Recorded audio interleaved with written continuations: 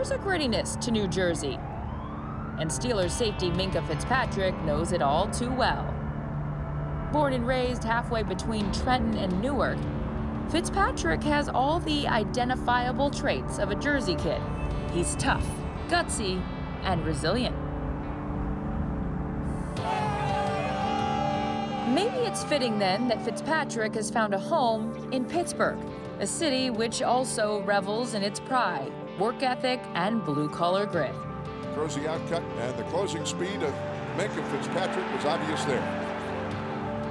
Fitzpatrick's journey has been long. Throws over the middle, intercepted. It's clear his toughness runs deep. 15-10, touchdown, Minkah. I was fortunate enough to have a two-parent home, but, they struggled to keep a roof over our head and whatnot. And at one point in your life, a home was taken away from you guys because of your parents' skin color. My mom talks about it, all the time. Even though we grew up in New Jersey in the North, it's still real, still prevalent. I think she used that as fuel and as motivation to say, I'm gonna own a home myself, so ain't nobody can tell me where I could live, who could live with me and whatnot. Shortly after that, she purchased their first home, her and my father together. It's a perfect example of, just because somebody else says you can't, that doesn't mean that you can't. I was fortunate enough to have that kind of mentality instilled in me. When Minkah was 14, that mentality was put to the ultimate test. Take me back to August 2011. I was about to start attending, St. Peter's Prep, my high school. And there was a big, big hurricane that was coming up the coast. Nobody was really preparing for it. And, it kind of took everybody by surprise. A lot of people had a lot of damage done to their homes.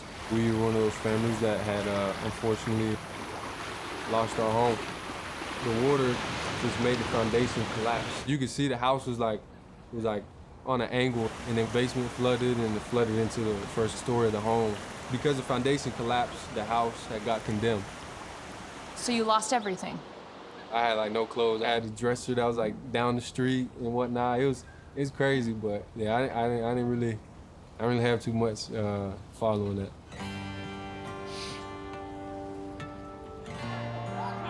The Fitzpatricks had to rebuild their home, just as Minkah's high school career was beginning. The only thing more telling than his talent on the field was his guilt off it. I was working either with my father or I was working on our house because we couldn't really afford to have anybody come and do the work for us, so we pretty much did it on our own.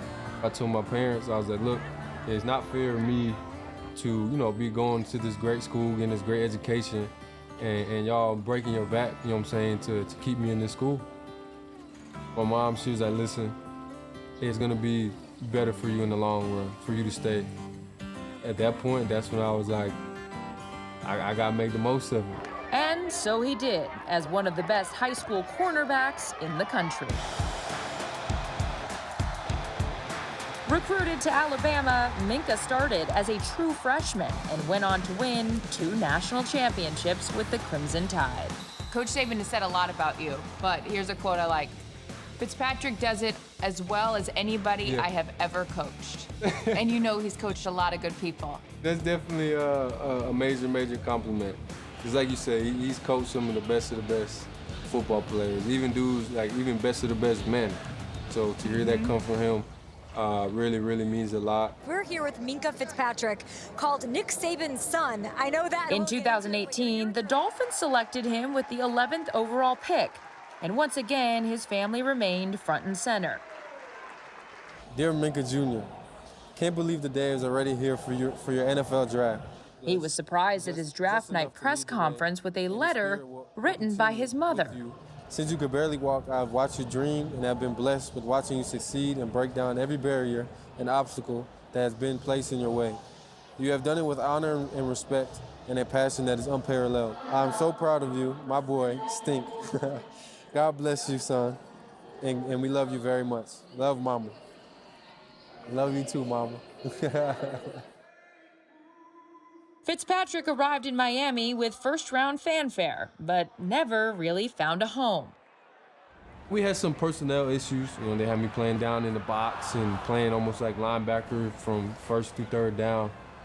I bought in the first 2-3 months because they're great coaches. They're going to have a great team in the years to come. But it was just a difference of opinion. We just had a conversation, and at the end of it, we just decided it would be best if we part ways. In September 2019, after the second game of his second season with the Dolphins, Fitzpatrick was traded to the Steelers. How many practices did you have before your first game? I had Wednesday, Thursday, Friday, and then a walkthrough on Saturday. Hey, put this 39. Let's get this first down together, baby. Let's go. 1 second and 11. Garoppolo got it away. It's tipped and intercepted. This is Minkah Fitzpatrick, newly acquired and making his mark. Welcome to the crew, baby. Yes, sir. Yes, sir.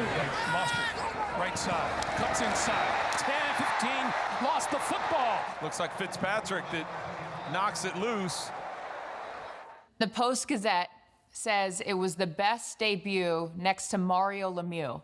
That's some high praise from a city that doesn't always give high praise. I'll take that. That's a good one right there. We talked about two. His new home and new role as the Steelers' starting safety were a perfect match. The rest of the season was a remarkable succession of highlight after highlight after highlight. Poyer throws, intercepted. It's picked up by Minkah Fitzpatrick, and Fitzpatrick is going to go all the way. What a play! The ball came out, and Minkah pounced on it and ran up the sideline for the Pittsburgh Steelers touchdown. Three-step, quick throw up in the air, and it is intercepted by the former Dolphin, Minkah Fitzpatrick. No need for an introduction. Minkah delivers. Minkah was named first-team All-Pro in 2019. He went to his first Pro Bowl.